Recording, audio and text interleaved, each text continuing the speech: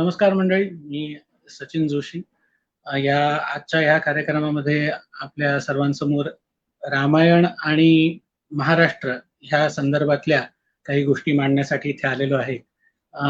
सर्वप्रथम महाराष्ट्र टुरिझमचे आभार, त्यांच्या टेक्निकल टीमचे आभार, ज्यांच्यामुळे अशा प्रकारचा कार्यक्रम सहजपणे शक्य होत आहे. आणि हा विषय अशा पद्धतीने हे व्हॉल्यूम तिसरं आहे, थर्ड व्हॉल्यूम आहे आपल्या महाराष्ट्र टुरिझमचं. याच्या आधीचे 2 व्हॉल्यूम्स आलेले आहेत आणि ते तुम्ही पाहिलेले असतीलच. त्याचा प्रतिसादही खूप छान होता. असाच आताच्या या तिसऱ्या व्हॉल्यूमला तुमचा प्रतिसाद सुद्धा असाच उदंड असेल याची आशा करतो आणि माहितीला सुरुवात करतो. सर्वप्रथम माझी माहिती करून देतो, ओळख करून देतो. मी 2007 सालापासून साधारणपणे पर्यटन क्षेत्रामध्ये कार्यरत आहे. महाराष्ट्र तसंच भारतभरच्या सगळ्या पर्यटनामध्ये म्हणजे journey, food, accommodation, travel consultancy या सगळ्या संदर्भामध्ये वेगवेगळ्या प्रकारे कार्यरत आहे. आता पर्टिक्युलर विषयाबद्दल सांगायचं झालं तर रामायण आणि महाराष्ट्र यांचा जो काही संबंध आहे तो पर्टिक्युलरली रामायणातील अरण्यकांड हा जो खंड आहे या खंडाच्या भागामध्ये रामायणाचा महाराष्ट्रामध्ये उल्लेख, महाराष्ट्राचा रामायणामध्ये उल्लेख दिसतो. महाराष्ट्र म्हणजे आत्ताचा जो प्रेझेंट कंडिशन मध्ये जो महाराष्ट्र दिसतो त्याचा. सो त्यावेळेला कदाचित त्याचं नाव काही वेगळं असू शकेल कदाचित.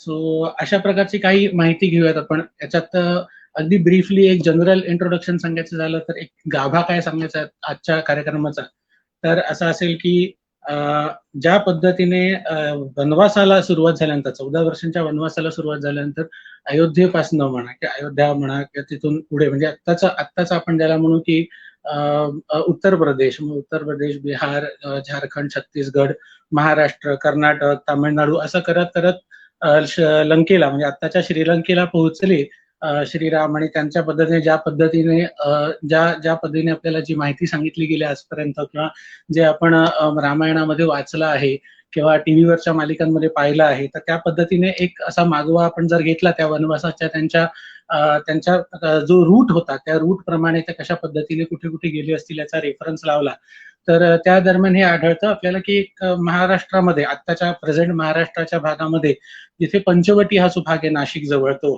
किंवा रामटेक हा जो भाग आहे नागपूरमधील तो, तर ह्या 2 ठिकाणांचा रेफरन्स जो आहे तो बऱ्यापैकी बघायला मिळतो. रामटेकचा रेफरन्स कशा पद्धतीने बघायला मिळतो बघा की आपल्याकडे अमरकंटकला 64 योगिनी मंदिर वगैरे हा जो भाग आहे तिथला काही रेफरन्स बघायला मिळतो. मग तिथून ते महाराष्ट्रामध्ये आले म्हणजे आत्ताच्या प्रेझेंट महाराष्ट्राच्या बॉर्डर्समध्ये येत असताना ते विदर्भातनं त्यांनी आतमध्ये शिरकाव केला किंवा त्यांनी एंट्री त्या ठिकाणाहून झाली. मग तिथून ते प्रवास करत करत करत नाशिकला आले पंचवटी भागामध्ये, तिथे त्यांनी पर्णकुटी उभारली. अशा काही रेफरन्सेस बघायला मिळतात. मग तिथून आपल्या किष्किंधा कांड हा जो पुढचा भाग आहे, अरण्यकांडाच्या पुढचा भाग जो आहे रामायणातला, ज्याच्यामध्ये अशा पद्धतीने आपल्याकडे आत्ताचं जे हम्पी आहे कर्नाटकातलं किंवा किष्किंधा, तुंगभद्रा नदीच्या काठचा जो काही परिसर आहे त्या भागामधले काही रेफरन्सेस आपल्याला बघायला मिळतात किंवा त्या भागातल्या काही गोष्टी ऐकायला मिळतात. सो अशा ह्या पद्धतीने जो 14 वर्षांचा जो कालखंड होता त्यांचा असं म्हणूया आपण एक वनवासाचा, तर तो कशा पद्धतीने त्यांचा त्या ठिकाणी कशा पद्धतीने तो कालखंड गेला किंवा कशा पद्धतीने आपल्याकडे महाराष्ट्राच्या भागामध्ये काही भागांमध्ये हा कालखंडामध्ये त्यांनी त्यांचं जीवन कशा पद्धतीने व्यतीत केलं किंवा ह्या सगळ्या गोष्टी ज्या आहेत त्या तुम्हाला बऱ्यापैकी किंवा आपल्याला सगळ्यांनाच बऱ्यापैकी लहानपणापासून ऐकलेल्या गोष्टींमध्ये वगैरे मला माहिती असतात.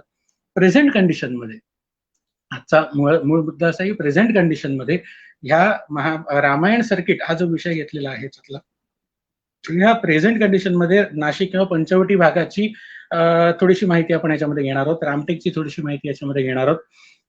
अरण्यकांडाचा महत्वाचा भाग जो आहे तो आपल्या अरण्यकांडाचा जो भाग आहे तो याच्यामध्ये पंचवटी भागामध्ये झालेला आहे. सो त्या विषयाबद्दल आपण जास्त चर्चा करणार आहोत.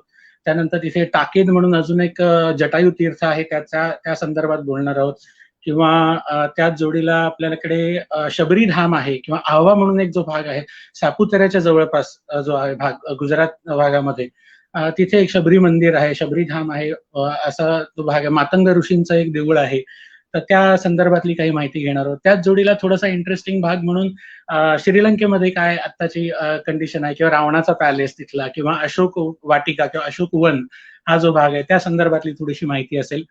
सो अशा पद्धतीने आपण प्रेझेंटेशनला सुरुवात करतो. मी महाराष्ट्र टुरिझमच्या आपल्या टेक्निकल टीमला रिक्वेस्ट करेन की त्यांनी प्रेझेंटेशन ऑन करावं प्लीज. त्याच्यामुळे एक स्लाइड बाय स्लाइड आपल्याला थोडीशी याची माहिती घेता येऊ शकेल. आय होप तुम्हा सगळ्यांना ही माहिती आवडेल. थोडीशी मला जितकी माहिती आहे त्या माहितीप्रमाणे मी सांगण्याचा प्रयत्न करतो. डेफिनेटली तुमच्याकडे जर या व्यतिरिक्त अजून काही चांगली माहिती असेल तर तुम्ही जरूर कमेंटमध्ये कळवावी किंवा त्यानंतर या प्रेझेंटेशन नंतर सांगावी. थँक्यू. प्लीज प्रेझेंटेशन ऑन करा.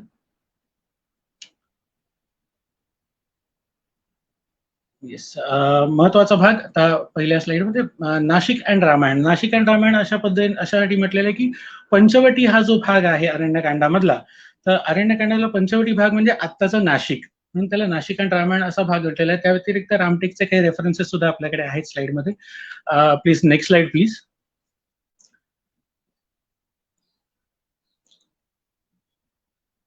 येस. या स्लाइडमध्ये माझी थोडीशी ओळख दिलेली आहे. 2007 सालापासून साधारणपणे असिस्टंट टूर मॅनेजर म्हणून या फील्डमध्ये आलो आणि आता 2019 मध्ये B2B रेफरंट म्हणून काम करतोय. साधारणपणे 2007 ते 2019चा एक अनुभव गाठीशी आहे आणि त्या दरम्यानची ही मिळालेली संधी आहे आणि या संधीमध्ये मला जेवढं माहिती आहे ते तुम्हाला एक्सप्लेन करण्याचा, तुमच्यापर्यंत पोहोचवण्याचा मी प्रयत्न करेन. Next slide please.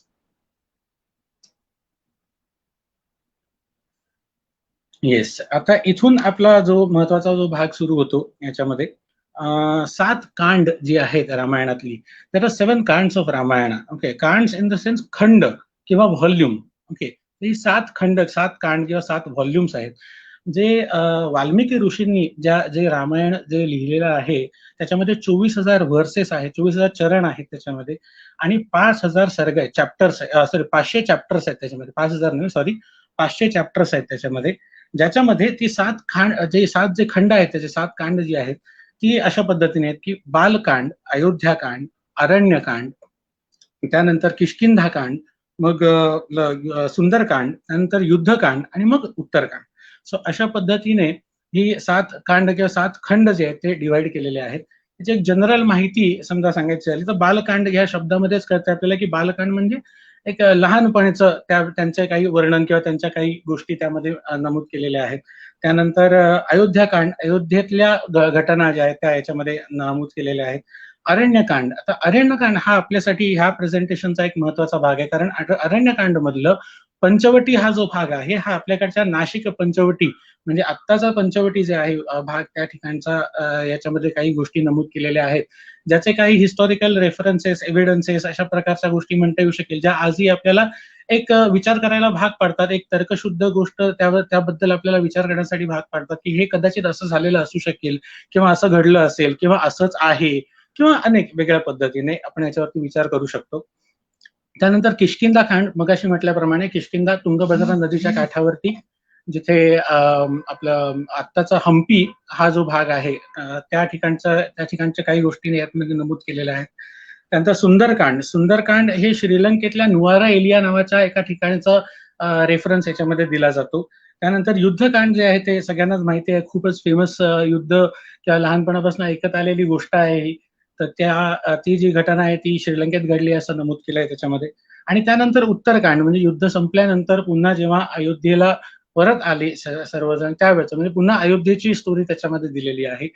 सो अशा प्रकारची ही 7 खंड आहेत किंवा 7 कांड आहेत, 7 त्याचे व्हॉल्युम्स आहेत, ज्याच्यातल्या अरण्यकांड बद्दल आपण आता चर्चा करणार आहोत या प्रेझेंटेशनद्वारे. Next slide please.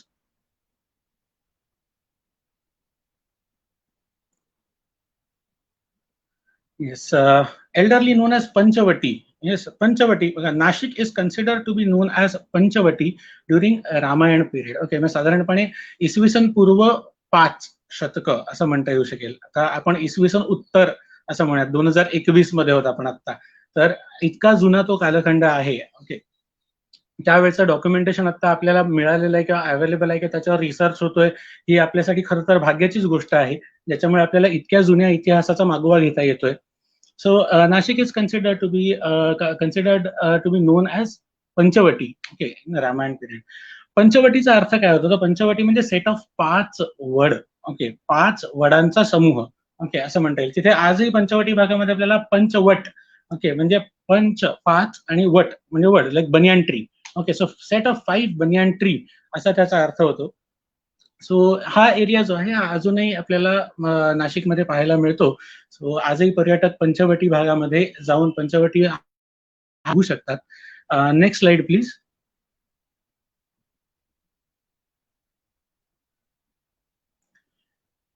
तर पंचवटी नाशिक कसं बनलं ह्याच्याबद्दल एक आख्यायिका सांगितली जाते. ही आख्यायिका म्हणा, मी आपल्याला कुठल्याही प्रकारच्या आख्यायिका म्हणा किंवा ही सत्य घटनाच आहे किंवा असं आहे की ह्या सगळ्या बाबतीत न पड या भानगडीत किंवा या बाबतीत न पडता आपण त्याचा एक पर्यटनाच्या दृष्टीने जर विचार केला तर आपल्याला पंचवटी नाशिक कसे झाले याच्यासाठीचं एक स्मारक तपोवन भागामध्ये बघायला मिळतं. किंवा नाशिक हे आत्ताच्या प्रेझेंट कंडिशन मधलं नाशिक हे कसं त्याचं नाव पडलेलं आहे याचं एक उदाहरण, याचं एक एक्झिबिट जे आहे ते तपोवन भागामध्ये आपल्याला त्या गोदावरी काठाशी आपल्याला एक बघायला मिळतं. ते अशा पद्धतीने तिथे शूर्पणखा स्मारक आहे किंवा शूर्पणखा मंदिर आहे. आपल्या सगळ्यांनाच माहिती आहे की शूर्पणखा ही रावणाची बहीण असं म्हटलं जातं त्याच्यामध्ये. आणि ती शूर्पणखेचं नाक कापलं लक्ष्मणाने अशा प्रकारची जी स्टोरी सांगितली जाते. तर त्याचं एक स्मारक, त्याचं एक एक्झिबिट जे आहे that exhibit is available on the banks of river Godavari. Godavari नदीच्या काठावरती याचे एक स्मारक आहे ज्याला शूर्पणखा मंदिर असे म्हटलं जातं. सर संस्कृतमध्ये नाकाला नासिका म्हटलं जातं. सर नासिका ज्या ठिकाणी कापली त्या ठिकाणाला नाशिक असं नाव पडलं अशी एक आख्यायिका सांगितली जाते. सो नाशिकचं नाव नाशिक कसं पडलं पंचवटीवरून, तर ते इसवी सन पूर्व 5व्या शतकामध्ये कदाचित ते सर 5000 वर्षांपूर्वी साधारणपणे समजा ते त्याचं नाव पंचवटी असेल तर ही अशी घटना घडल्यामुळे त्याचं नाव त्यानंतर नाशिक म्हणून फेमस झालं असंही एक म्हटलं जातं. Next slide please.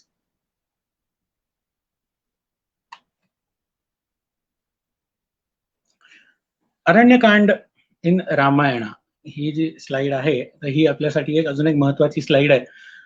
अरण्यकांडामध्ये आता कसा प्रकार आहे बघा, आपल्याकडे जेवढे काही डॉक्युमेंटेड एव्हिडन्स आहेत किंवा आपण गुगलवरती सर्च करतो क्युरिओसिटीसाठी की आपल्या क्युरिओसिटी पोटी आपण म्हणू शकतो की बाबा काय route of exile of lord Rama from Ayodhya to Sri Lanka असं समजा तुम्ही सर्च केलं तर त्या सर्चच्या दरम्यान तुम्हाला काही रूट्स मिळतील. मग त्यात वेगवेगळ्या प्रकारचे रूट्स आहेत.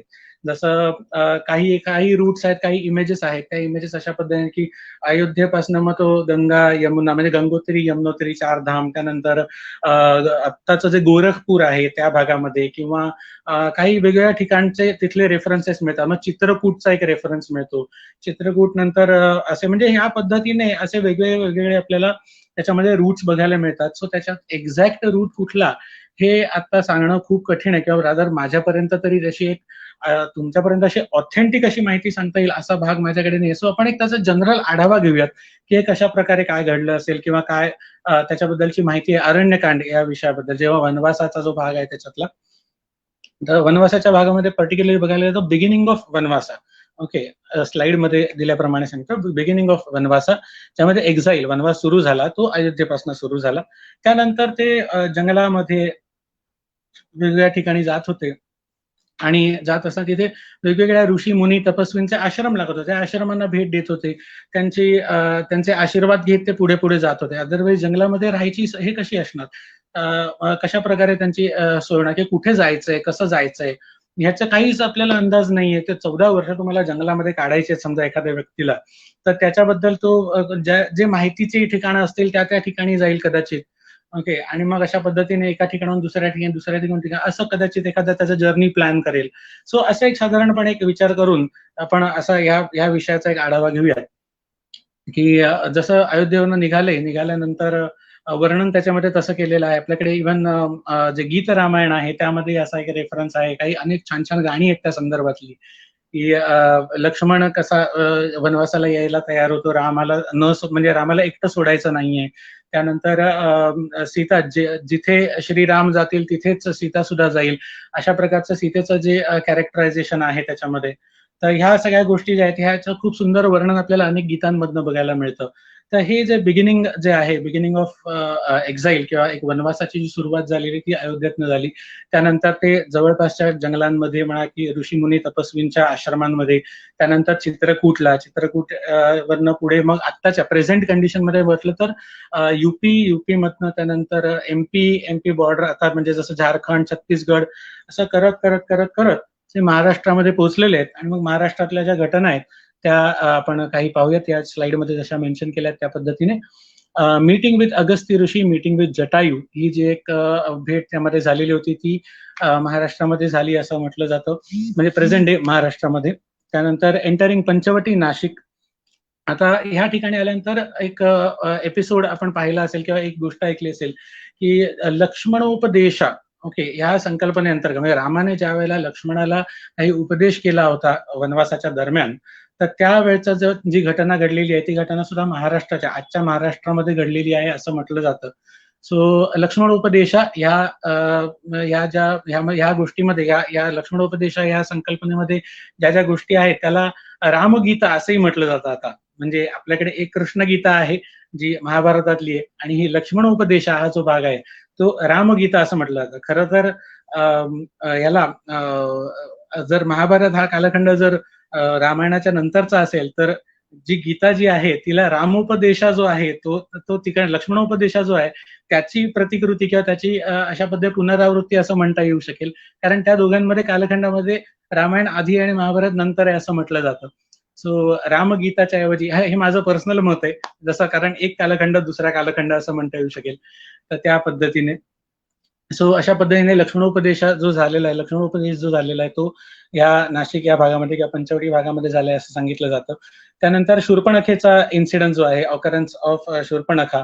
त्यानंतर मारीचाचा जो इन्सिडन्स आहे, मारीचाचा इन्सिडन्स 2 वेळा झाल्याचं आपल्याला बघायला मिळतं. एकदा जेव्हा ऋषीमुनींच्या संरक्षणासाठी जेव्हा राम लक्ष्मण यांना घेऊन गेले जातं, ऋषीमुनी घेऊन जातात त्यांच्या, तेव्हा एक मारीचाचा इन्सिडन्स आपल्याला रामायणामधला लक्षात येतो. आणि त्याचबरोबर हा दुसरा इन्सिडन्स जो आहे, जो सोन्याच्या हरणाचं रूप घेऊन जेव्हा मारीच आलेला आहे, तर त्या वेळेचा जो इन्सिडन्स आहे तो इन्सिडन्स हा पर्णकुटी मधला, पंचवटी या भागातला आहे. तर मारीचाचा इन्सिडन्स, आणि त्याच्यानंतर सीता गेट्स ऍबडक्टेड बाय रावणा. सो मारीचाच्या मागे जातात राम, आणि त्याच्यानंतर ते मारी जो आहे तो मायावी आवाज करतो आणि लक्ष्मणाला बोलावून घेतो मदतीसाठी. अशी ही जी गोष्ट आपण ऐकली आहे आणि अनेक सिरियल्स मधनं पाहिली, अनेक गीतांमधनं ऐकलेली आहे. तर ती जी सगळी घटना जी वर्णन केलेली आहे ती सगळी ह्या पंचवटी या भागामध्ये घडली आहे असं म्हटलं जातं. सो तो जो भाग आहे. त्यानंतर सीतेचं अपहरण, आणि सीतेचं अपहरण होण्याआधी मग जी स्टोरी सांगितली जाते, आता त्याच्यात खूप महत्वाचा भाग आहे, जिथे पंचवटी हा जो एरिया आहे, जिथे आजच्या काळामध्ये काळाराम मंदिर म्हणा किंवा सीता गुंफा, लक्ष्मणरेषा, शूर्पणखा मंदिर, गोदावरी नदीचा घाट, ह्या सगळ्याच्या रामकुंड, हा जो सगळा भाग आहे आत्ताचा प्रेझेंट डे नाशिक मधला, तर ह्या सगळ्या ठिकाणी तुम्हाला एक सीता गुंफा नावाचा एक भाग बघायला मिळतो, ज्याच्याबद्दल मी एक नंतर सांगणार आहे एका स्लाइडमध्ये. सो त्या सीता गुंफा ह्या भागामध्ये असं म्हटलं जातं की रावणापासनं वाचण्यासाठी सीताजी ह्या गुहेमध्ये लपून राहिल्या होत्या. सो असंही म्हटलं जातं. सो त्याच्या प्रतिकात्मक म्हणता येईल आपल्याला, आजही जी लोक जात असतील नाशिकला किंवा पंचवटी पाहण्यासाठी, सो त्या ठिकाणी आज सुद्धा तुम्ही हे पाहू शकता. तिथे सीता गुंफा हा जो भाग आहे पंचवटी एरियामध्ये, त्याला तुम्ही डेफिनेटली भेट देऊ शकता. त्याचा एक फोटो सुद्धा मी याच्यात जोडलेला आहे प्रेझेंटेशन मध्ये. सीता गुंफा हा जो भाग आहे, त्याच्यानंतर wrestle between Jatayu and Ravana, Jatayu आणि रावणाचं जे युद्ध आहे हे सुद्धा खूप रंजक पद्धतीने आपल्याला माहिती आहे कशा पद्धतीने हे झालेलं आहे ते. सो त्याचे पंख छाटेपर्यंत, अगदी म्हणजे शेवटचे त्राण उरेपर्यंत, अगदी प्राणपणाला लावून जटायू रावणाशी झुंजतो आणि सीतादेवीला वाचवण्याचा प्रयत्न करतो. अशा पद्धतीने ती गोष्ट आपल्या समोर मांडली गेलेली आहे आजपर्यंत. सो तशाच प्रकारची ही घटना घडली. आणि ह्याचं प्रतिकात्मक जी एक गोष्ट आहे, जे टाकेद तीर्थ, आता आपल्याला साधारणपणे अंदाज असेल, इगतपुरी, घोटी, सिन्नर ह्या रूटवरती आपल्याला एक टाकेद नावाचं एक गाव आहे. तर त्या ठिकाणी तुम्हाला टाकेद तीर्थ म्हणजे जटायू तीर्थ हे पाहायला मिळू शकेल तिथे. सो आपल्या अशा काही रेफरन्सेस लागतात. मग ह्या रेफरन्सेसच्या दरम्यान आपल्याला एक अंदाज येऊ शकतो अशा प्रकारचं पर्यटन किंवा अशा ठिकाणच्या स्थळांना भेटी देत असताना आपल्याला एक अंदाज येऊ शकतो की अरे हा, म्हणजे ह्या ठिकाणी पर्णकुटी असेल तर या ठिकाणी इथून अपहरण झालं, या ठिकाणी तपोवन होतं, इथे शूर्पणखेचं स्मारक आहे, त्यानंतर या अशा अशा ठिकाणी एक टाकीला जटायूचं तीर्थ आहे. सो ह्या काही घटना पाहिल्यानंतर आपल्याला एक विचार करण्याचं एक हे मिळते, आपल्याला एक दिशा मिळते की कशा पद्धतीने एक गोष्ट घडली असेल किंवा कशा पद्धतीने असा इतिहास घडलेला असू शकतो. तर ह्या सगळ्या गोष्टी आहेत. आणि मग त्यानंतर अजून एक भाग येतो तो म्हणजे शबरीचा एपिसोड. आता शबरी खूप लोकांना माहिती आहे बरं, भिल्ल आहे म्हणा किंवा काही रेफरन्सेस मध्ये असे की मातंग ऋषींची शिष्य आहे म्हणा, किंवा आपण काही संस्कृत श्लोकांमध्ये ऐकलं असेल, हा म्हणजे सुभाषितांमध्ये ऐकलं असेल की मले भिल्ल पुरंदरी, हा एक त्याच्यामधला एक भाग आहे. तो मलय पर्वताचा रेफरन्स आहे. मग आपल्याला नक्कीच कळत नाही किंवा शबरी कुठे आहे याच्यामध्ये, महाराष्ट्रामध्ये आहे का, आत्ताच्या प्रेझेंट डे शबरीधाम ज्या ठिकाणी आहे तिथे गुजरातमध्ये आहे का, किष्किंधा कांडामधल्या कर्नाटक ह्या आत्ताच्या भागामध्ये आहे. तर हे एक्झॅक्टली कुठे आहे काही समजत नाही आपल्याला. असा भाग येतो. पण तरी सुद्धा जवळच्या जवळ एक थोडासा आपण असा विचार करूयात की याच्यामध्ये पर्यटन या संकल्पनेवर जर आपण विचार केला तर असं म्हणता येईल, नाशिक पासून जवळ सापुतारा क्रॉस केल्यानंतर आव्हा म्हणून एक भाग लागतो, त्या ठिकाणी शबरी धाम आहे. तर हे शबरी धाम आहे, तिथे शबरीचं एक देऊळ आहे, खूपच सुंदर शांत ठिकाणी, अगदी जंगलातल्या भागामध्ये हे मंदिर आहे. तिथे एक धबधबा आहे, त्याच्या जवळच एक पंपा सरोवर नावाचा एक भाग आहे, सरोवर आहे, आणि त्या सरोवराच्या काठाशी एक मातंग ऋषींचं एक छोटंसं देऊळ आहे, अगदी म्हणजे खूपच छोटंसं देऊळ आहे तिथे. तर असा सगळा हा जो भाग परिसर बघितल्यानंतर असं वाटू शकतं की असं आपल्याला विचार करण्यासाठी आपण प्रवृत्त होऊ शकतो की कदाचित हे शबरीधाम, हे पंपा सरोवर, हा मातंग ऋषींचा देऊळ, हे सगळ्या गोष्टी ज्या आहेत ह्या पाहिल्यानंतर आपल्याला एक अंदाज येऊ शकतो कदाचित हे असं असू शकेल. सो डझंट मॅटर, आपण त्या सगळ्या वादाच्या भागामध्ये न जाता आपण पर्यटनाच्या दृष्टीने ह्या सगळ्या गोष्टींचा आनंद घेण्याचा नक्कीच प्रयत्न करू शकतो. सो पंचवटी या भागामध्ये पंचवटी, काळाराम, सीता गुंफा, लक्ष्मण रेषा, शूर्पणखा स्मारक, त्यानंतर गोदावरी तटावरची मंदिरं, टाकेचं तीर्थ, शबरीधाम, पंपा सरोवर, ह्या सगळ्या गोष्टी आपल्याला ते पाहायला मिळतात. त्याचबरोबर आत्ताचं जे आपलं सिन्नर चा जो भाग आहे तिथून जवळच अजून एक अगस्ती मंदिर आहे. तसं इगतपुरीच्या जवळ अजून एक असंच एक अगस्ती मंदिर आहे. मी याच्या काही मॅप सुद्धा याच्यामध्ये एम्बेड केलेले आहेत आपल्या स्लाइड्स मध्ये. मी नंतर तुम्हाला ते मॅप सुद्धा दाखवतो, म्हणजे तुम्हाला एक अंदाज येऊन जाईल की कशा प्रकारे हे आपल्याला बघता येऊ शकेल, किंवा तुम्ही स्वतंत्रपणे जरी फिरायला गेलात त्या भागामध्ये तरी सुद्धा तुम्हाला कशा पद्धतीने ह्या सगळ्या गोष्टी पाहता येऊ शकतील. Next slide please.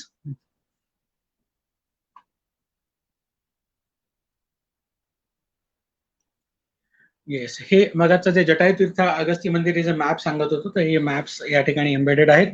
I can see this thing. आता जसं आपण बघतोय मॅपमध्ये, इगतपुरी जवळ टाकेद म्हणून एक भाग आहे, तर त्या ठिकाणी जे रेड आयकॉन जो आहे, लाल जो आयकॉन आहे, that red icon is indicating that Jatayu Tirth, okay, जे टाकेद या ठिकाणी आहे. आणि तिथून बरोबर साधारणपणे 81-82 किलोमीटर्स या अंतरावरती साधारण 2-2.5 तासाचा प्रवास आहे, कारण डोंगराळ भागातला थोडा किंवा रस्ता तिथला थोडासा दुर्गम असल्यामुळे तिथे 70-80 किलोमीटर जाण्यासाठी 2-2.5 तास लागण्याचा संभव आहे. सो हे धामणगाव आवरी नावाचा एक जो भाग दाखवलेला आहे मॅपमध्ये, तर त्या ठिकाणी तुम्हाला अगस्ती मंदिर असं दाखवलेलं आहे तिथे. त्याचबरोबर तिथे कळसुबाई वाईल्ड लाईफ सँक्च्युरी आहे, हरिश्चंद्रगड आहे, भंडारदरा डॅम आहे. सो ह्या सगळ्या गोष्टी तुम्हाला त्या दरम्यान बघता येऊ शकतील.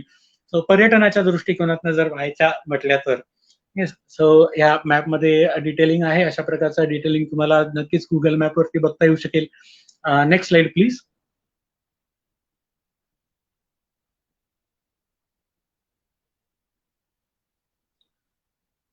नेक्स्ट स्लाइड मध्ये आपल्याला शबरीधाम आणि पंपा सरोवर हा भाग त्याच्यामध्ये दाखवलेला आहे. शबरीधाम आणि पंपा सरोवरचं साधारणपणे अंतर किंवा साधारणपणे लोकेशन कुठे आहे याचा आपल्याला अंदाज येऊ शकेल.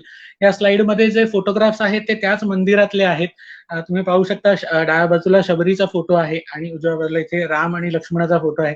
अत्यंत मोहक आणि सुबक मूर्ती आहेत मंदिरामध्ये. हा जो मॅप आहे, या मॅपमध्ये तुम्ही बघू शकता वरच्या भागामध्ये साधारण ते कनमाळ किंवा जरसोळ या भागामध्ये शबरीधाम आहे, आणि त्याच्याच खालोखाल इथे पंपा सरोवर हा जो भाग आहे आणि ह्याला जोडणारा एक कॉमन पॉईंट आहे आणि तो कॉमन पॉईंट मग पुढे एक रस्ता बनतोय आणि तो एक रस्ता खाली येतोय दक्षिण दिशेला साधारणपणे, हा नाशिकमध्ये जातोय. मग सापुतारा रस्त्यावरून जाताना तुम्हाला साधारण 1 ते 1.5 तासाच्या अंतरावरती ही दोन्ही ठिकाणं आहेत. सो ही ठिकाणं आपल्याला बघता येईल. त्याच्याच जोडीला बाजूला गिरधोद नावाचा एक धबधबा आहे. त्या धबधब्याचा आनंद आपल्याला पावसाळ्यानंतर अर्थात घेता येऊ शकेल, कारण पावसाळ्यानंतर त्याचं स्वरूप चांगलं असतं. त्याच जोडीला तिथे पूर्णा वाईल्ड लाईफ सँक्च्युरी आहे. तिथे बर्डिंग एक्सपिडिशन्स म्हणा किंवा जंगल ओरिएंटेशन सेशनसाठी आपल्याला किंवा जंगलाचा आनंद घेण्यासाठी त्या ठिकाणी जाता येऊ शकतं पूर्णा वाईल्ड लाईफ सँक्च्युरीमध्ये. सो हा एक भाग आहे पूर्णा वाईल्ड लाईफ सँक्च्युरी, गिरधोद, शबरीधाम, पंपा सरोवर, हा सगळा जो भाग आहे हा नाशिक पासनं पाहायला जात असताना वाटेत आपल्याला 2 अजून ठिकाणं लागतात. ती ठिकाणं म्हणजे एक आहे ते म्हणजे वणीची सप्तशृंगी देवी, जे महाराष्ट्रातल्या 3.5 शक्तिपीठांपैकी एक आणि भारतामध्ये आपण 51 शक्तिपीठं म्हणतो त्यापैकी एक आहे. सो वणीची सप्तशृंगी देवी, त्यानंतर सापुतारा हिल स्टेशन. सो ह्या सगळ्या ज्या गोष्टी आहेत ह्या आपल्याला हे ठिकाणं पाहत असताना आपल्याला जोडीने अजून पाहायला मिळू शकतील. सो ह्या एका एरियामध्ये आपल्याला नाशिक पासनं म्हटलं तर साधारणपणे नाशिक, वणी, सापुतारा, पंपा सरोवर, शबरीधाम, पूर्णा वाईल्ड लाईफ सँक्च्युरी, गिरधोद, हे अशी सगळी ठिकाणं आपल्याला बघायला मिळू शकतात. Next slide please.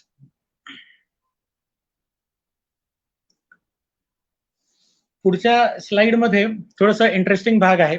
इंटरेस्टिंग भाग असा आहे की आता काही काही वेळेला असं होतं की आपलं ह्युमन माइंड कसं आहे की आपण ह्याचा ना थोडासा तर्कशुद्ध विचार करायचा प्रयत्न करतो किंवा एखाद्या गोष्टीचा संबंध जोडण्याचा प्रयत्न करतो की ए गोष्ट आहे आणि ही बी गोष्ट आहे. ह्या what what could be the relation between these two things, किंवा ह्याचा काही कोरिलेशन आहे किंवा ह्याचा काही संबंध आहे का. तर ह्या गोष्टी आपण करण्याचा प्रयत्न करतो आणि कदाचित त्याच्यातनं आपली जी चिकित्सक वृत्ती आहे किंवा एक जिज्ञासू वृत्ती आहे, क्युरिओसिटी आहे, ती जनरेट होते आणि ती फुलफिल करण्यासाठी तिचं अगदी छान पद्धतीने आपल्याला काय म्हणता येईल एक फुलफिलमेंट होते. ती कशी होते तर आपल्याला Google.com ने एक चांगली सोय दिलेली गुगल मॅप्स. तर ह्या मॅप्स मधनं आपल्याला ह्या गोष्टी बघता येऊ शकतात. तर पंचवटीचा जो रेफरन्स दिलेला आहे, पंचवटीमधनं सीतेचं हरण झालेलं आहे. सीता हरण झाल्यानंतर ते टाकेदला जटायू बरोबर जे युद्ध झालं त्याच्यानंतर ते पुढे आले आणि पुष्पक विमानातनं असं म्हटलं की विमान मार्गाने त्यावेळेला नेलं गेलं. म्हणजे टेक्नॉलॉजीचा सुद्धा आपण त्यावेळेचा विचार करू शकतो असा. सो विमान मार्गाने, हवाई मार्गाने ते श्रीलंकेमध्ये आले आत्ताच्या. सो त्या ठिकाणी मग रावणाचा पॅलेस असला पाहिजे किंवा रावण जिथे राहत होता ती गोष्ट ते ठिकाण असलं पाहिजे किंवा सीतेला ज्या ठिकाणी त्यांनी याच्यामध्ये बंदिवासात ठेवलेलं होतं अशोक वाटिकेमध्ये, जोपर्यंत ती त्याचं म्हणणं ऐकत नाही तोपर्यंत. सो अशा प्रकारच्या ज्या गोष्टी आपल्याला सांगितल्या गेल्या त्या सगळ्या गोष्टी त्या तिथे सुद्धा आपल्याला एक अशी गोष्ट बघायला मिळते की आजच्या तारखेला सुद्धा जर तुम्ही मॅपमध्ये पाहिलं, मॅप तुम्ही मे बी एक्सपांड करू शकलात समजा किंवा नंतर एखादा हा मॅप जर तुम्ही नंतर शोधलात गुगलवर किंवा मॅप्स वरती, तर तुम्हाला अंदाज येईल तिथे एक सिगिरिया नावाचं एक ठिकाण आहे श्रीलंकेमध्ये, which is considered to be the palace of Ravana. Okay, so रावणाचा जो पॅलेस आहे तो इथे सिगिरिया नावाच्या ठिकाणी आहे. तिथूनच साधारणपणे 170 किलोमीटर खाली दक्षिणेला ओके तिथे एक जंगल आहे आणि त्या जंगलामध्ये आज सुद्धा म्हणजे even if you search on internet तिथे तुम्हाला एक बघायला मिळतं अशा पद्धतीने. तिथे नाव आहे दिलेलं की आदिशक्ती सीता अम्मन टेम्पल. ओके, तर ते त्या पद्धतीने त्यांनी तिथे आदिशक्ती सीता अम्मन टेम्पल अशा पद्धतीने तिथे एक जागा आहे जी अशोक वाटिका असं म्हटलं जातं. श्रीलंकेची राजधानी कोलंबो पासून सॉरी याच्यापासून कोलंबो पासून तिथून सुद्धा साधारण 3 ते 3.5 तासाच्या अंतरावरती हे ठिकाण आहे. एअरपोर्ट वरनं समजा जायचं म्हटलं, आज नाशिकमध्ये फिरायला जातोय, महाराष्ट्रामध्ये फिरायला जातो, त्याच्याबरोबर रेफरन्स कदाचित उद्या असं असेल की लंकेत गेलात फिरायला, तर ह्या 2 ठिकाणांना सुद्धा जरूर भेट द्या. कारण तिथे रामायणाचा एक संबंध असलेली काही ठिकाणं बघायला मिळतील. एक वेगळ्या प्रकारचं एक माहिती मिळेल, एक समाधान मिळेल कदाचित. सो ह्याबद्दलची एक माहिती आपल्याला लंकेत सुद्धा बघायला मिळते. त्याचबरोबर मग रामसेतू बद्दल गोष्टी अनेक ऐकायला मिळतात. हरकत नाही, आपल्याला त्या सगळ्या भागामध्ये त्या वादात पडायचं नाहीये. आपण पर्यटनाच्या दृष्टीने ह्या सगळ्या गोष्टीचा कसा आपल्याला विचार करता येईल, कसा आनंद घेता येऊ शकेल याबद्दल जास्त बोलूयात. Next slide please.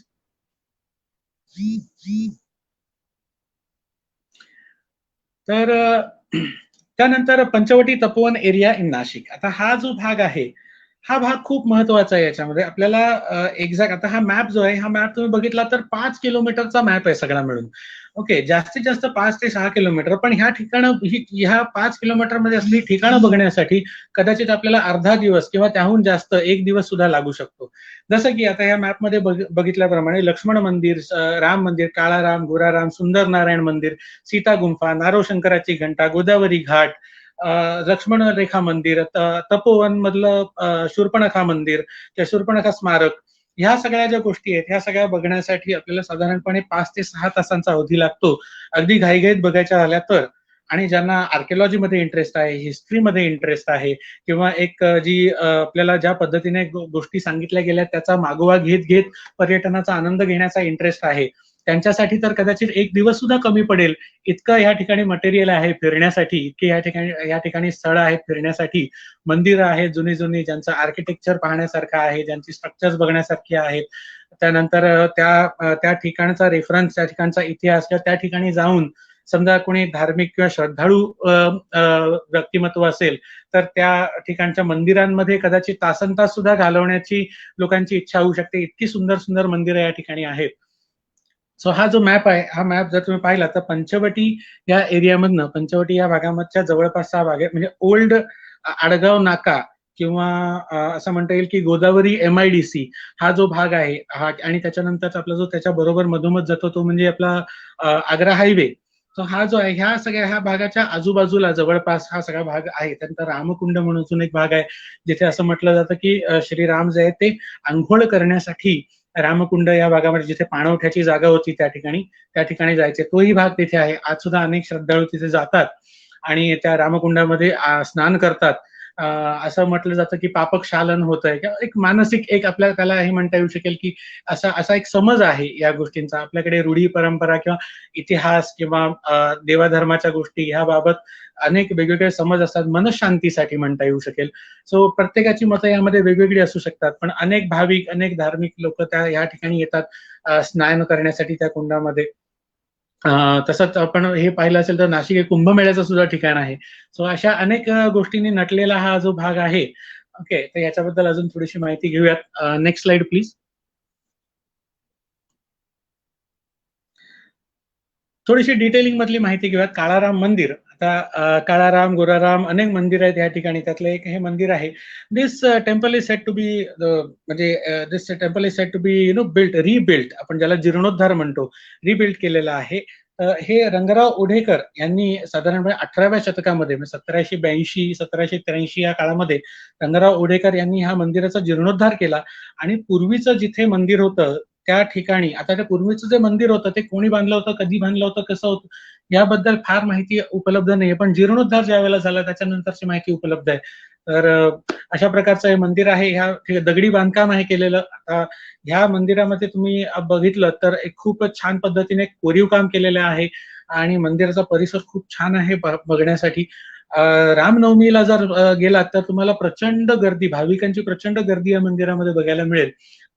ज्यांना गर्दी अवॉइड करायची आहे आणि मंदिराची कलाकुसर, आर्किटेक्चर, त्याचं कशा पद्धतीने त्याचं बांधकाम केलेलं आहे, स्थापत्यशास्त्राचा एक उत्तम नमुना त्या काळातला 18व्या शतकातला जर बघायचा असेल तर गर्दी टाळून तुम्ही जाऊ शकता त्या ठिकाणी. आणि ज्यांना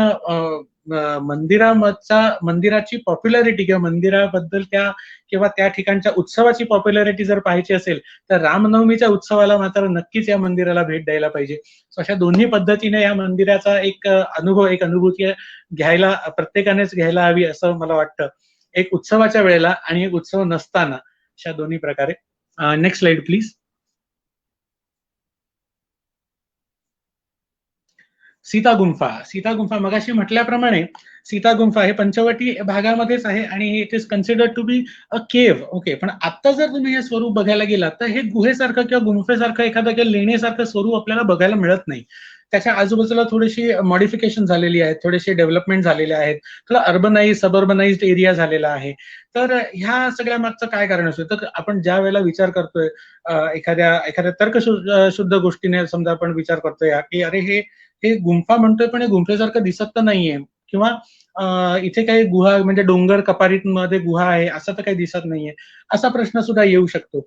पण जरा आपण ह्या गोष्टीचा विचार करायला हवा की जर हे इसवी सनापूर्वी 5,000 वर्ष आणि आता आपण इसवी सनानंतर 2,000 वर्ष, म्हणजे जवळपास केवढा केवढा कालखंड ह्याच्यामध्ये गेलेला आहे.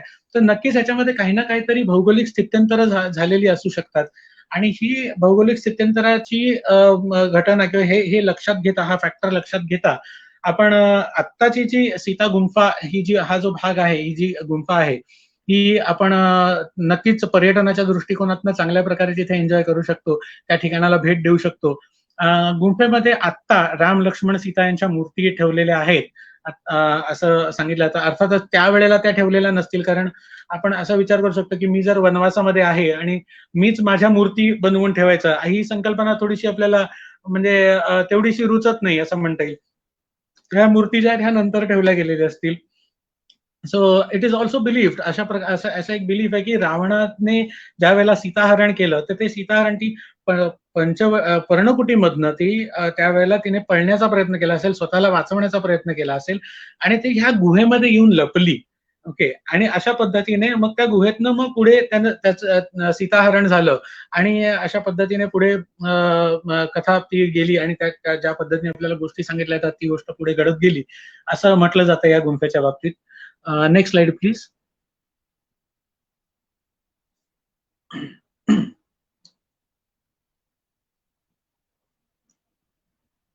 येस. कपालेश्वर मंदिर. कपालेश्वर मंदिराबद्दल सांगायचं झालं तर खूपच इंटरेस्टिंग एक स्टोरी आहे याची. आपल्याला ऐकायला नक्कीच आवडेल. मी जेव्हा पहिल्यांदा ही गोष्ट ऐकली होती, त्यावेळेला मला सुद्धा एक गंमत वाटली होती. हे जे कपालेश्वर मंदिर आहे, कपालेश्वर मंदिरामध्ये तुम्हाला फक्त तिथे शिवलिंग बघायला मिळेल. ओके, पण तिथे नंदी बघायला मिळत नाही. आपल्याकडे 90% केसेसमध्ये, 90% म्हणजे 99% केसेसमध्ये शंकराचं मंदिर ज्या ज्या ठिकाणी आहे त्या त्या ठिकाणी आपल्याला नंदीचं सुद्धा वास्तव्य तिथे किंवा नंदीची मूर्ती तिथे आपल्याला बघायला मिळते. पण ह्या मंदिरामध्ये नंदीची मूर्ती नाहीये आणि त्याच्याबद्दलची गोष्ट अशी सांगितली जाते की शंकराकडून ब्रह्महत्येचं पातक घडलं होतं. ओके, आता शंकराकडनं ब्रह्माचं पातक कसं घडलं होतं, मी याच्यावरती थोडासा अभ्यास केला, थोडा शोधाशोध केली आणि ती शोधाशोध करत असताना मला लक्षात आलं की आपल्यापेक्षा अनेक वयानं मोठ्या आजी आजोबांना, ज्यांच्याकडनं आपण अशा प्रकारच्या पुराण कथा किंवा धार्मिक कथा किंवा ह्या सगळ्या गोष्टी आपण ऐकतो, तर त्यांच्याकडनं अशा गोष्टी ऐकता ऐकता किंवा त्यांच्या अनेक लोकांची अशाबद्दल चर्चा करता करता एक कॉमन गोष्ट मला सापडली. ती म्हणजे अशी होती की तिथे शंकराच्या हातून ब्रह्महत्येचं पाप झालं होतं आणि असं म्हटलं जातं की ब्रह्माला पूर्वी, ब्रह्मा म्हणजे ब्रह्मा विष्णू महेश पैकी ब्रह्मा, त्यांना पूर्वी 5 तोंड होती, ज्याच्यापैकी 4 तोंड जी आहेत ती लॉजिकल थिंकिंग करायची आणि एक जे आहे ते कायम क्रिटिक, ओके, किंवा निंदा करायचं सतत. तर हे निंदा करणारं जे शिर होतं, 5वं शिर, ते शिर शंकरानं त्याचा शिरच्छेद केला आणि त्यामुळे त्याला ब्रह्महत्येचं पाप लागलं. ओके, असं म्हटलं जातं. आता ह्या सगळ्या गोष्टी काय आपण आपापल्या पद्धतीने याबद्दल विचार करायचा आणि कसा विश्वास ठेवायचा. मी फक्त तुम्हाला एक गोष्ट सांगतोय कपालेश्वर मंदिराची आणि ती गोष्ट अशी आहे की हे ब्रह्महत्येचं पाप लागल्यानंतर ते पापक्षालन करण्यासाठी म्हणून जेव्हा शंकर गोदावरीच्या तटावरती आलेले होते, त्या सोमेश्वर ह्या भागामध्ये, गोदावरी काठावरती नाशिक जवळ सोमेश्वर म्हणून अजून एक ठिकाण आहे, तर त्या ठिकाणी जेव्हा आले होते तिथे वासरू किंवा रेडा किंवा ह्या स्वरूपामध्ये, म्हणजे लहान बैल किंवा लहान रेडा ह्या स्वरूपामध्ये एक जनावर आलेलं होतं, ज्याला आपण नंदी म्हणू शकतो, की नंदी ह्या बाल नंदी ह्या स्वरूपामध्ये आला होता असं म्हणता येऊ शकेल.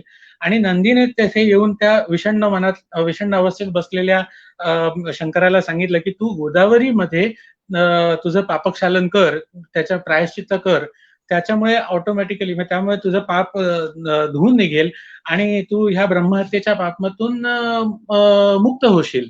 सो अशा पद्धतीने काय म्हणू आपण त्याला, नंदीने शंकराला ह्या ठिकाणी उपदेश दिलेला आहे किंवा मार्गदर्शन दिलेलं आहे किंवा असं म्हणता येईल गायडन्स दिलेला आहे एक प्रकारचा. So in this case Nandi becomes the guide of Shankara.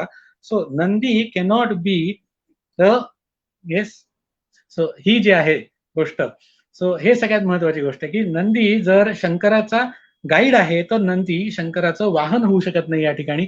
आणि त्यानंतर त्याचं पापक्षालन झाल्यानंतर कपालेश्वर हे जे ठिकाण आहे, या ठिकाणी शंकरांनी लिंग रूपामध्ये परमनंट राहण्याचा, वास्तव्य करण्याचा, कायमचे वास्तव्य करण्याचा इथे एक निर्णय घेतला आणि इथे लिंग स्वरूपामध्ये ते इथे विराजमान झाले. परंतु नंदीला गुरु मानल्यामुळे त्यांनी त्याला वाहनाच्या स्वरूपामध्ये या ठिकाणी बसण्यासाठी मनाई केली, की तुम्ही आता माझे गुरु आहात, तुम्ही मला माझं पापक्षालन करण्यासाठी गायडन्स दिलेला आहे, गुरुमंत्र दिलेला आहे, तर तुम्ही त्या ठिकाणी माझं वाहन नाही होऊ शकत. सो अशा प्रकारची एक रंजक गोष्ट मला सापडली अनेक लोकांशी बोलताना, की ह्या ठिकाणी नंदी का नाहीये. तर ही अशी एक घटना त्यामध्ये ती मी तुमच्याशी शेअर केली. Next slide please. Next slide मध्ये मला रामकुंड हा जो भाग आहे तो बघायला मिळेल. इट इज बिलीव्ड, मगाशी म्हटल्याप्रमाणे Ramkund, it is believed that lord Rama use to have bath in this puddle म्हणा किंवा इन दिस स्विमिंग पूल. आत्ताच्या घडीला म्हणायला गेलं तर अशा प्रकारचे स्विमिंग पूल, ओके, जिथे लोक आता जातात सध्या एक फ्रेश होण्यासाठी, ओके, किंवा फिटनेससाठी. सो अशा प्रकारचं हे असू शकेल रामकुंड, ओके. सो ह्या ठिकाणी रामकुंड आहे, जिथे श्रीराम जे आहे ते आंघोळीसाठी म्हणा किंवा सकाळचे जे काही विधी असतील, ओके, त्या सगळ्यासाठी तिथे जात असतील, अशा प्रकारची गोष्ट सांगितली जाते.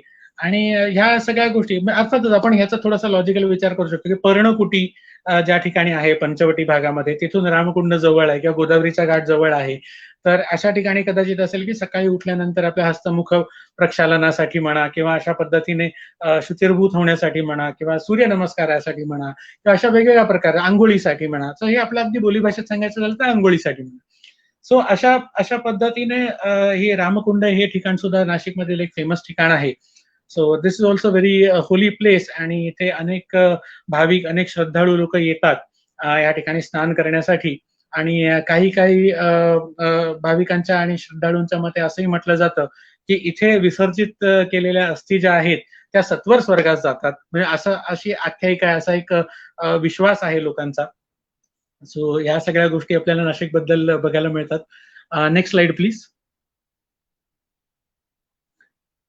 आता ह्या सगळ्या गोष्टी आपल्याला बघायच्या असतील तर साधारणपणे किती वेळ लागेल किंवा कशा पद्धतीने तुम्हाला याचा जर्नी प्लॅन करता येऊ शकेल, तर त्याचा एक अंदाज इथे दिलेला आहे. तर अंदाज असा आहे की तुम्ही 2 दिवसाची, 3 दिवसाची, 4 दिवसाची हवी तशी आपल्याला इथे एक सहल तुमच्या वेळेनुसार आपल्याला आयोजित करता येऊ शकते किंवा तुम्हाला स्वतःला प्लॅन करता येऊ शकते. तर या सगळ्या कंडिशनमध्ये मी पटकन त्या आयटिनरी मधनं I just go through this itinerary.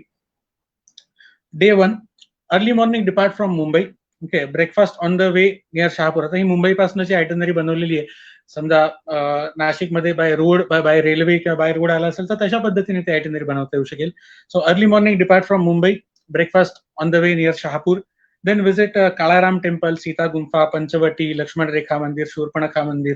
So ह्या सगळ्या गोष्टी पाहायच्या. त्यानंतर दुपारच्या वेळेला you just check in, have your lunch, जेवण वगैरे झाल्यावर थोडा आराम करा. संध्याकाळच्या वेळेला तपोवनला जा, शूर्पणखा मंदिर, गोदावरी घाट, गोदावरी तटावरची नारोशंकराची घंटा, कपालेश्वर मंदिर, या सगळ्या गोष्टी, सोमेश्वराचं मंदिर, ह्या सगळ्या गोष्टी तिथे पाहता येऊ शकतील पहिल्या दिवशी.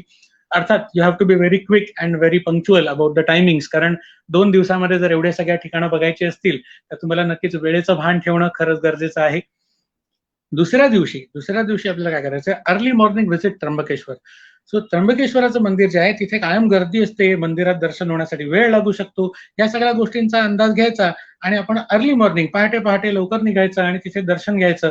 दर्शन झाल्यानंतर तिथे काही ब्रह्मगिरी, हरिहर, अंजनेरी अशा प्रकारचे काही डोंगर आहेत, त्या डोंगरांचा पर्वतरांगा आहेत, त्यांचं दर्शन घेऊ शकता.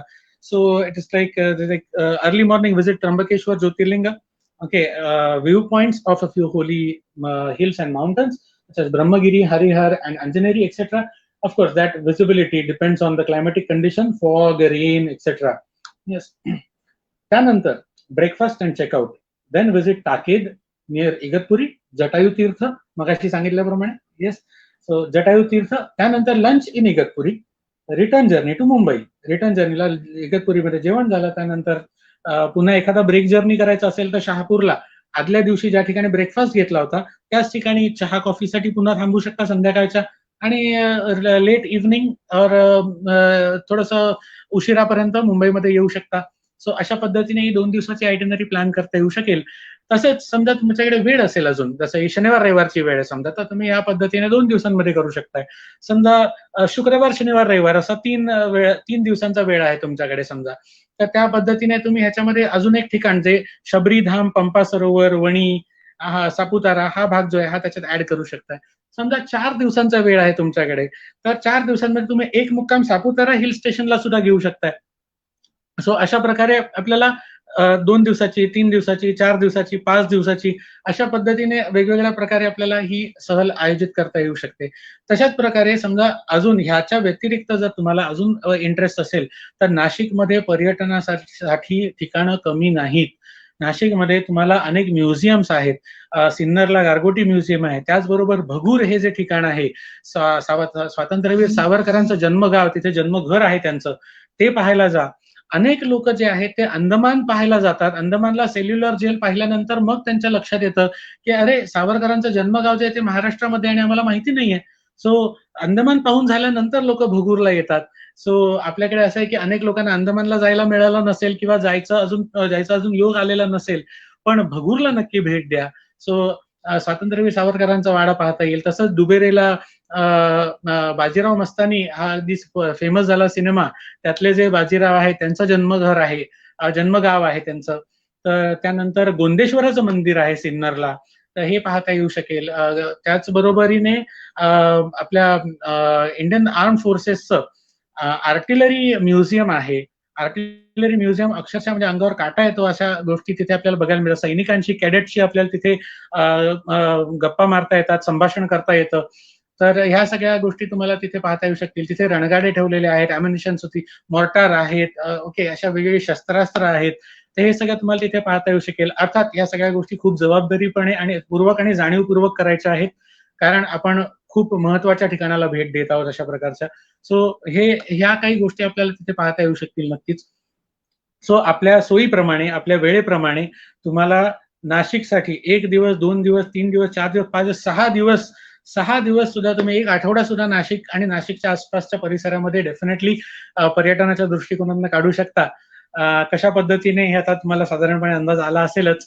आपण पुढच्या स्लाइडकडे. Next slide please.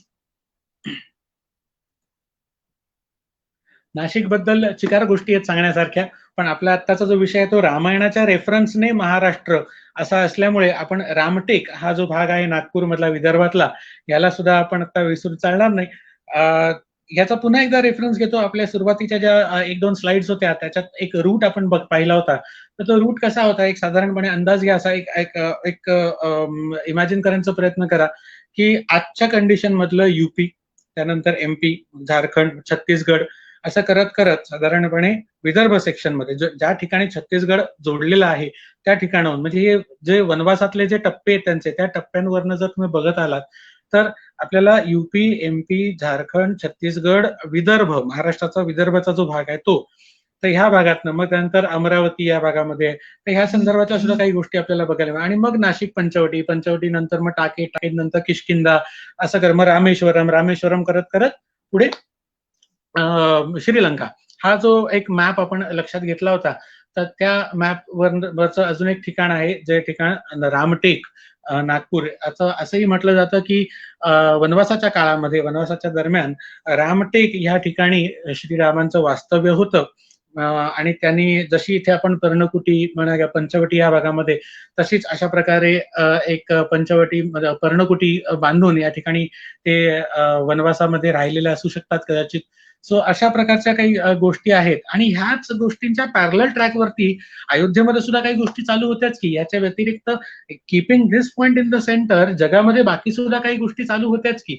तर ह्या सगळ्या गोष्टी चालू असतानाचा आढावा सुद्धा आपल्याला घेणं महत्वाचं आहे. मग त्या पद्धतीने पुत्रशोकाने ज्याचा मृत्यू झाला तो दशरथ राजा, मग त्याचा पुत्रशोक कधी झाला होता, मग कसं त्या गोष्टी, म्हणजे श्रावण बाळाची गोष्ट जी आहे तिचा रेफरन्स म्हणा, किंवा त्यानंतर अजून वेगवेगळ्या ऋषी मुनींची जेव्हा, म्हणजे ज्या वेळेला ही सगळी मंडळी ज्या वेळेला वनवासात होती, तर त्या वेळेला तिथे अयोध्येमध्ये काय काय गोष्टी घडत होत्या, तर ह्याचा एक आढावा घेतला आणि मग लक्षात येईल आपल्याला की कधी टीव्ही सिरियल मध्ये पाहिलं असेल म्हणा, किंवा कधी एखाद्या पुस्तकात वाचलं असेल, कादंबरीत वाचलं असेल, एखाद्या उपन्यासात, किंवा आपल्या रामायणाच्या कथेमध्येच वाचलं असेल समजा.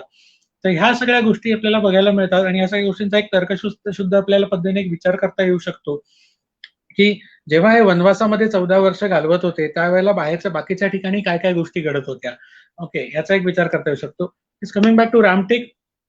रामटेक या भागामध्ये, Ramtek from Nagpur region, okay, is also considered to be associated, okay, in Ramayana, one of the halt points during the exile of Lord Rama. Yes, the present temple in Ramtek, आत्ताचं जे रामटेक मधलं जे मंदिर आहे ते राजे रघुजी भोसले यांनी 18व्या शतकात बांधलेलं आहे.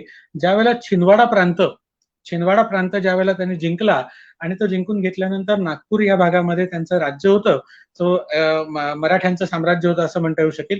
तर त्यातल्या देवगड हा जो किल्ला आहे तिथला, हा किल्ला जिंकल्यानंतर त्यांनी रामटेक या भागामध्ये येऊन पुन्हा काही मंदिरांची स्थापना केली. रामटेक हे किल्ल्यावरती बांधलेलं मंदिर आहे. सो रामटेकचा किल्ला पुन्हा रिस्टोर केला गेला, रिकन्स्ट्रक्ट केला गेला, त्याचं फॉर्टिफिकेशन थोडी डागडुजी दुरुस्ती केली गेली आणि मग एक मंदिर इन्स्टॉल केलं गेलं त्या ठिकाणी. तर हे जे मंदिर आहे हे रामटेकचं मंदिर आहे असं म्हटलं जातं. Present temple at Ramtek is built by Raja Raghuji Bhosale, the Maratha ruler of Nagpur, sorry माफ करा, the Maratha ruler of Nagpur in 18th century. Chhindwara भागामध्ये म्हणजे पुन्हा एकदा ते सांगतो की after the victory over the fort of Devgad in Chhindwara region, Ramtek is the place where the great poet Kalidasa delivered the epic Meghdoot. So Ramtek ही अजून एक मेघदूत ह्या महाकाव्याचं रचनास्थान आहे. ह्या स्लाइड मध्ये आपण बघू शकता राजे रघुजी भोसले यांची एक प्रतिमा आहे आणि त्याचबरोबर रामटेकचा एक थोडासा लॉंग शॉट घेतलेला आहे, म्हणजे कशा पद्धतीने ते टेकडीवरती, कशा पद्धतीने एक डोंगरावरती एक जे किल्ल्यामध्ये मंदिर आहे हे कशा पद्धतीने हे आपल्याला बघता येऊ शकेल. So this is all about the references of Ramayana in Maharashtra, the present day Maharashtra. So इतकं सांगून मी आता आपलं प्रेझेंटेशन थांबवतो. तुम्ही नक्की मला कळवा की कशा पद्धतीने तुम्हाला कसं वाटलं प्रेझेंटेशन, कशी वाटली माहिती. या माहितीच्या मध्ये तुम्हाला काही समजा अजून ऍडिशन करायची असेल तर ती कळवा, किंवा समजा तुमच्याकडे काही ऍडिशनल माहिती असेल तर ती मला सांगा. मी पुढच्या प्रेझेंटेशन ती नक्की ऍड करण्याचा प्रयत्न करेन आणि अशाच पद्धतीने अजून वेगवेगळ्या प्रकारे तुम्हाला मिळालेली माहिती अजून लोकांपर्यंत पोहोचवा आणि महाराष्ट्रामधलं रामायणाशी संबंधित जे पर्यटन आहे त्याला प्रमोट करण्याचा प्रयत्न करूयात. थँक्यू. पुन्हा एकदा आयोजकांचे आभार आणि सर्व मान्यवरांचे खूप खूप धन्यवाद. शांतपणे एवढा वेळ प्रेझेंटेशन पाहिलं आणि साइड बाय साइड मला काही कमेंट्स सुद्धा येत होत्या, काही कमेंट्स दिसत आहेत, अप्रिसिएशन आहे, काही ऍडिशनल आहेत गोष्टी. So thank you very much. काही प्रश्न असतील तर जरूर विचारू शकताय. आयोजकांकडे मी पुढची सूत्र सुपूर्द करतो. धन्यवाद.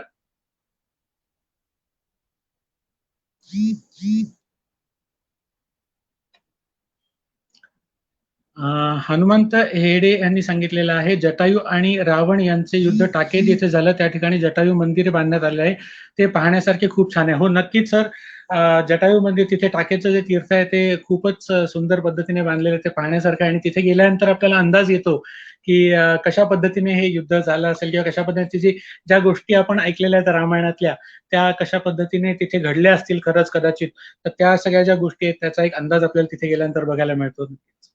थँक्यू.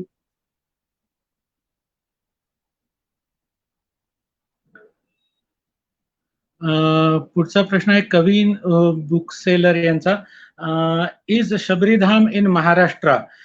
शबरीधाम महाराष्ट्र म्हणजे मगाशी म्हटल्याप्रमाणे नाशिक पासून उत्तर दिशेला नाशिक, वणी, सापुतारा, आव्हा हा जो भाग आहे त्या भागामध्ये शबरीधाम पंपा सरोवर आहे.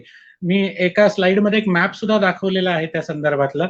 सो ते सापुतारा क्रॉस केल्यानंतर शबरीधाम, गिरधोद, पूर्णा वाईल्ड लाईफ सँक्च्युरी, पंपा सरोवर हा जो रेफरन्स आहे हा सगळा त्या भागात आहे. शबरीधाम आत्ताच्या आपल्या ज्या प्रेझेंटेशन मधल्या माहितीप्रमाणे हे महाराष्ट्रामध्ये नाही. थँक्यू. पुढचा प्रश्न.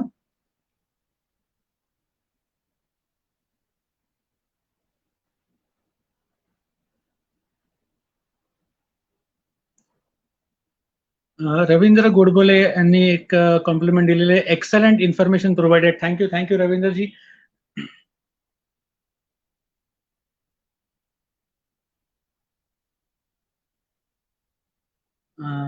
शिल्पा बालकृष्णनजी सांगतायत Vani is very beautiful and Trimbakeshwar too. Yes definitely Vani is one of the Vani Saptashrungi, particularly if we talk about this name. Okay, the literal meaning of this saptashringi is 7 shrungas, or we can say 7 peaks. So there are 7 peaks or 7 hillocks around it. Vani is of course very beautiful, and Trambakeshwar is definitely one of the Bara Jyotirlinga Lord Shiva's Shiva temples circuit it is, and Maharashtra is blessed to have 5 of it. Yes, Trambakeshwar definitely very beautiful place, definitely. Yes, next question please. Sunita Lokhande सांगतायत very good information. Thank you Sunita ji. Sushil Sakhwalkar सांगतायत great information, very informative, very informative. Thank you Sushil ji. Neeta Sharma, very informative. Neeta Sharma ji, thank you.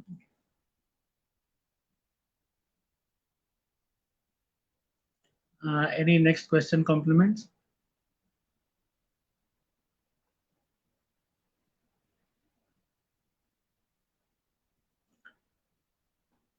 पुढचा प्रश्न पुन्हा एक आलेला आहे. त्याचप्रमाणे हनुमंत हेडे यांनी सांगितलेलं आहे, त्याचप्रमाणे पुढे त्र्यंबकेश्वर या ठिकाणी 12 ज्योतिर्लिंगांपैकी एक लिंग त्र्यंबकम आहे. त्र्यंबक म्हणजे या लिंगात 3 शक्ती आहेत की ब्रह्मा, विष्णू आणि महेश, आणि 3 बकशक्तीचे लिंग आहे. या लिंगाचे दर्शन घेता येईल. त्र्यंबकेश्वरच्या नंतर आपणाला ब्रह्मगिरी पर्वतावर जाता येईल. या ब्रह्मगिरी पर्वतावर शंकराने जटा टाकलेल्या आहेत. त्या ठिकाणी गंगा पृथ्वीवर आली अशी आख्यायिका आहे. या निसर्गरम्य ठिकाणचेही दर्शन घेता येईल. नक्कीच या प्रेझेंटेशनच्या दरम्यान जी एक आयटनरी एक्सप्लेन केली गेली होती, त्या आयटनरी मध्ये आम्ही हा विषय घेतलेला आहे की अर्ली मॉर्निंग त्र्यंबकेश्वराचं दर्शन घ्यायचं, त्याच्यानंतर ब्रह्मगिरी, हरिहर, अंजनेरी ह्या सगळ्या ठिकाणचं हिल्स अँड माउंटन रेंजेस मधले जी पीक्स आहेत त्यांचं दर्शन घेता येऊ शकतं. खूपच सुंदर त्या ठिकाणचा प्रदेश आहे, खूपच निसर्गरम्य आहे. पावसाळ्यामध्ये आणि पावसाळ्यानंतर गेलात तर त्या ठिकाणच्या निसर्गाची जे एक सौंदर्य आहे, निसर्गाचं जे एक नॅचरल ब्युटी आहे, ती इतकी सुंदर आहे, मोहक आहे की आपल्याला घरी परत जावं असं वाटतच नाही, तिथेच राहावं असं वाटतं. नीता शर्मा जी यांचा एक मेसेज आहे, can you please tell which are the 5 jyotirlingas in Maharashtra. Okay, महाराष्ट्रामध्ये आपलं एक 5 ज्योतिर्लिंगाचं खूप फेमस टुरिझम सर्किट आहे. ते म्हणजे समजा मुंबईपासून किंवा पुण्यापासून तुम्ही सुरुवात केली किंवा औरंगाबादपासून सुरुवात केली, ते जवळपास आहेत. त्यामध्ये तुम्ही त्र्यंबकेश्वर आहे, भीमाशंकर आहे, परळी वैजनाथ आहे, औंढा नागनाथ आहे, घृष्णेश्वर आहे.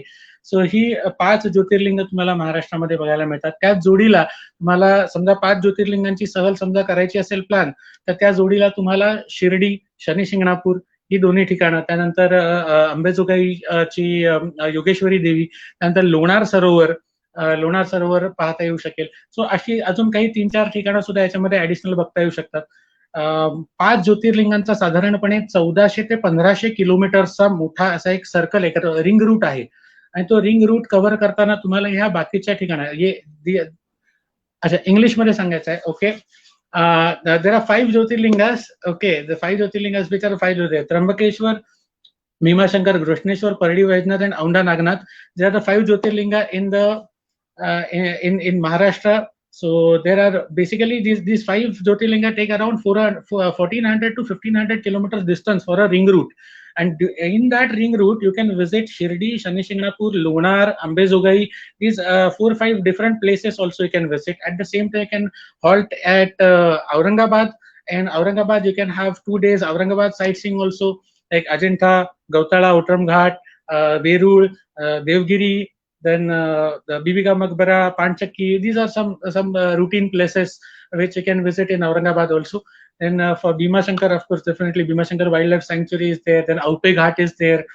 Then there are otherwise also nearby places like Junnar, Shivneri, Marshes Ghat. These are some places. Manchar, we have dairy. You can visit the dairy farms at Manchar. Then Narayangarh Fort, then Khoda, the giant meter wave radio telescope which are installed in nearby Manchar and Narayangarh area. These also places you can visit. सांगण्यासारखं चिकार आहे. पुढचा प्रश्न सांगतो. Shilpa Balakrishna is saying, please do something to keep these places well maintained and not okay. नक्कीच, नक्कीच. आता ह्या these places, technically what happens, 50% 50% responsibility of the tourist also. What happens tourists are just ruining the beauty of these places. That is also one part. Of course, 50% part is of the locals as well as the management to clean the part. But what happens is, these places are so much crowded and these places are so famous. इतने सारे लोग यहाँ पर आते हैं, तो definitely वहां पर थोड़ी बहुत मैनेजमेंट की या थोड़ी बहुत कठिनाइयां तो डेफिनेटली आएंगी मेरे ख्याल से. बट डेफिनेटली हम डेस्टिनेशन मैनेजमेंट प्रोग्राम के अंडर इस तरह से आप सजेस्ट करते रहिए, और आपके पास अगर किसी तरह से एक कॉन्क्रीट प्लान है, तो वो प्लान भी आप हमारे पास पहुंचाइए. You can suggest that entire plan, and accordingly we together can work on it. ये सिर्फ मैनेजमेंट का, ये सिर्फ टूरिज्म डिपार्टमेंट का, ये सिर्फ मेरा या सिर्फ आपका, ये या फिर वहां के गांव वालों का ये काम नहीं है. You and me, a tourist and the management and the tourism services provider, ये सब ने मिलकर इन सारे जगहों को बहुत सुंदर, साफ सुथरा और लोगों के लिए आने के लिए आनंददायी रखना है. Yes, that is what I can say right now. Irfan Mastan is saying, kudos Maharashtra tourism for taking this kind of initiatives. Thank you, Irfan. Thank you very much. Next question, please. Sunita Lokhande, Sri Lanka provides Ramayana tour. Definitely, we will promote our Maharashtra Ramayana tour. Thank you, Sunita ji. Yes, this is a very great initiative. ज्या पद्धतीने आपल्याला बाकीचे ठिकाणी जशा पद्धतीने संस्कृती दर्शन, इतिहास दर्शन, art, culture, architecture या सगळ्या गोष्टींचं पर्यटन केलं जातं, तशाच पद्धतीने आपल्याकडे सुद्धा अशा पद्धतीचं प्रेझेंटेशन, अशा पद्धतीचं पर्यटन करण्यासाठी खूप वाव आहे. So thank you for your initiative, आणि आजचा इंटरेस्ट दाखवल्याबद्दल खूप खूप धन्यवाद. Next question please.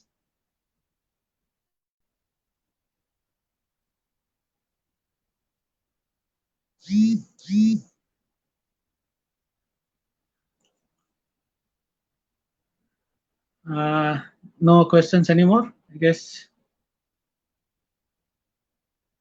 सगळ्या प्रश्नांची बऱ्यापैकी उत्तरं मिळालेली आहेत, माहिती बऱ्यापैकी मिळाली आहे.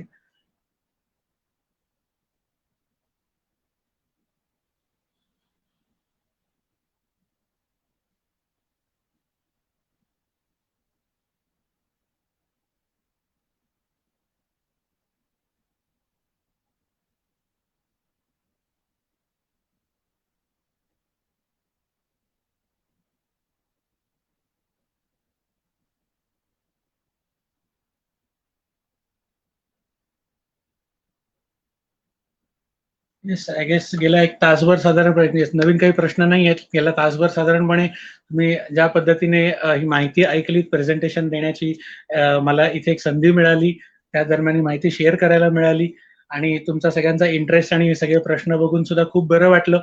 आणि नक्कीच आपण कदाचित पुढे जाऊन अशा पद्धतीची काही रामायण रिलेटेड किंवा अशा पद्धतीचे काही टूर्स आपल्याकडे डेव्हलप होतील याची आशा करूयात. आणि आजचा कार्यक्रम माझ्या परीने इथे थांबवतो. पुन्हा एकदा सूत्र सगळी मॅनेजमेंटच्या हातात देतो. Maharashtra tourism, please.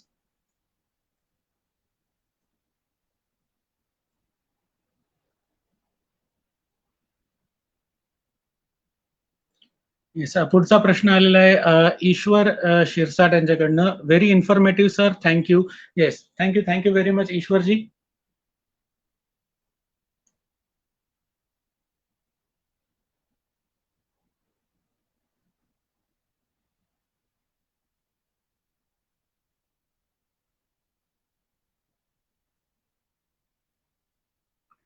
प्रशांत सवई यांच्याकडनं एक रिप्लाय आलेला आहे, व्हेरी इन्फॉर्मेटिव्ह. थँक्यू प्रशांतजी.